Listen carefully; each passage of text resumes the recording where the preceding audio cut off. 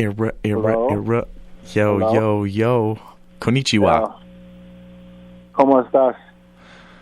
Ça va très bien. How are you doing, brother? Good, man. What's cracking? Not too much. Just out here doing the radio thing, playing some of your tracks, man. That Out for Treats, killing it with that stuff, man. I'm loving all the music that I hear from you. The Don't Turn Around, the stuff that you've been doing with Fresh Kills and stuff, and also with Rel. Like, it's that real hip hop. Thank you, sir. Appreciate that. Vibing out to it. So what do you got? What's next up on deck for Ghettosocks? What are you working on? I'm working on a couple of things right now. Record with the Herbalizer in Timbuktu. It's going to be a Team Burger record. I'm working on some solo stuff. I don't know. There's lots in the hangar. It's top secret information, pretty much. So I don't know. It's on a need-to-know basis. Yeah, exactly. Nobody needs to know. It's FYPT time, so just letting that record get in people's ears and get used to it, that sort of thing. And then out here with Rel, running around like a couple of maniacs. We got like at least 26 dates and more dates rolling in every day, and looking forward to coming back to Guelph. So, we're staying busy, keeping busy these days. That's good. It's the way you got to be in this industry. Mm-hmm. No sitting on your hands. Absolutely. Definitely not. Absolutely Hard not. work. Yeah. Hard work. I keep trying to tell people and getting people like yourself to tell younger artists that are coming up how little talent and like skill actually get you in this game, but it's more just working at that skill and getting better at that skill and just like pounding out and grinding out and doing the hours of work that actually get you places. Well, yeah, I mean, like having skills and talent and creativity is obviously good to have that, when you eventually do start to get people's attention, you want to have something to offer them, right? But you're not gonna be able to convey that stuff to them unless you have a good work ethic and a drive and motivation to get out there and make it happen, because nobody's going to make it happen for you. The days of, guardian angel music industry, people coming out of nowhere and discovering people, that's over. That's all done. So it's all about creating your own world these days. So definitely. There it is. Words of the wise. Words of the wise, the Grand Wizard. Wisdom. There it is. Where did that come from? I gotta ask you, the Grand Wizard. Oh, that's a shout out to Grand Wizard Theodore. Basically, he's a legendary DJ, New York sort of founding hip hop founder type figure. So okay, sort of adopted that from him, the Grand Wizard. It's the era of the titles, the Grandmaster Flash, Grand Wizard Theodore, that sort of thing. That's just, it's not an official thing. It's just kind of something that I adopted for fun, It hasn't actually been handed down, actually, but it is what it is. We're just out here. You hear the bus probably going around outside. Yeah, we're just in the streets. So it's all good. It's all good. Maybe you'll get a chance to meet. Have you ever got a chance to meet him yet? The Grand Wizard? No, I haven't. No, I don't. I haven't got a chance to meet Grand Wizard Theodore, but that'd be amazing. I'm not too sure what he's up to these days. I have met Grandmaster Flash. That's pretty cool. Yeah, that was pretty cool. He was interesting. What? Interesting character. Just talk more about it. Let me hear. What do you mean? Interesting. Break it down. I don't know. He was interesting. It was kind of, when he came to Halifax, he was a little bit on some, you don't know what hip hop is. I'm here. I am hip hop. Like, he was a little didactic and a little preachy and somewhat condescending, in my opinion. But hey, that's just one man's opinion. But yeah, just a little, I don't know, not exactly my cup of tea. I mean, I'm a big fan of his DJing and, what he's contributed to hip-hop. Can't take that away from him at any level. But just on a personal note, I just wasn't really super super stoked. Let's just put it that way.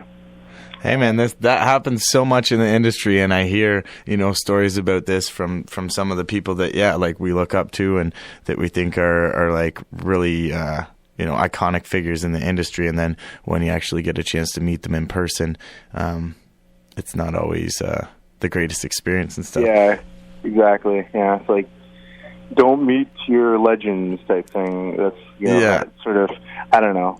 I don't necessarily subscribe to that on a whole, but I do see where sometimes that could be an issue for some people.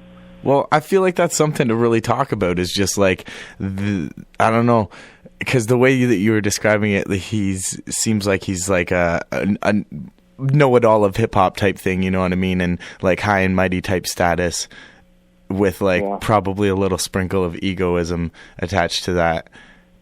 And I think that travels along in this hip hop world with people at, what his level is. And there's so many artists, even at lower levels, that are like copying that kind of like massive ego and just like rubbing people the wrong ways due to what they say and stuff like that. And I think that's something that's important in this industry for people to recognize, and to like artists like yourself, because I consider you pretty well known in Canada. You're doing really good, and as far as you on a personal tip, like you're really down to earth, humble dude to deal with, never had any attitude, any type of ego vibes around you about anything like that. And I feel that that's the kind of attitude that's really gonna go far in this industry, because I always feel like anybody who's got that like ego type attitude, they always rub me wrong.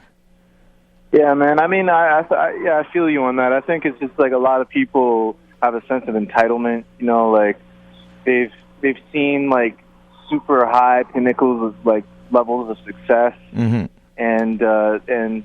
they feel like since they've done that puts them on a pedestal, and they're above certain like common sense protocol that regular people have to abide by, and like normal society abides by, where people are polite to each other, respectful, and humble, and that sort of thing.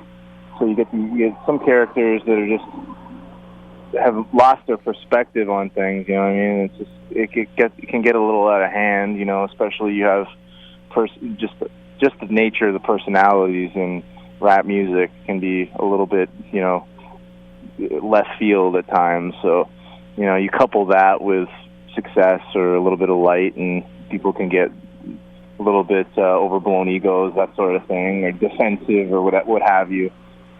But by and large, I mean, the reason why I don't subscribe to that whole like never meet your legends, your heroes thing, never meet your heroes, is because I've met cats that have like completely lived up to what I've expected of them. Like I met KRS-One, and he was super chill. Like he was an inspiration, you know what I mean? Like in terms of, the show that he did, and then he did a lecture at the university the day after, and then he came to the studio with us, and like he was just an all-around cool dude, and like he was real down to earth and humble despite all the stuff that he's done and who he is, you know what I mean? Yeah, he's like the godfather of hip-hop, like one of the most well-known and recognized names in the hip-hop world. And I've always heard the same thing when other people talk about him, is like you don't ever get that feeling or vibe like he's like braggadocious or like I'm the best or I'm this and I'm that. He's just real.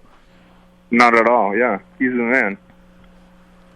So what do you think is the ingredients, and even in your personal experience, that's led you to be able to have that same attitude and be able to stay grounded and not let the accolades and the things that you've done, the touring and doing all the shows and women, whatever, stuff like that. How do you not let that kind of thing go to your head?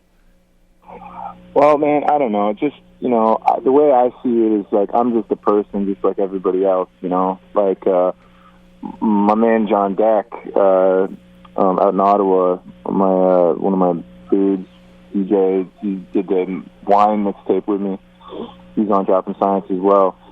He kind of like put it to me one way, like when he met A-Track, he had kind of an earth-shattering, not so hot experience where he was kind of like standoffish and rude to him. Mm-hmm. And the way John broke it down to me, he's like, the way he felt about it, walking away from that situation was like, dude, you just play records.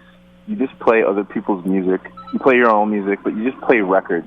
That's what you do, It doesn't matter if you're a pro skateboarder or an astronaut. Like, at the end of the day, I mean, an astronaut's pretty incredible.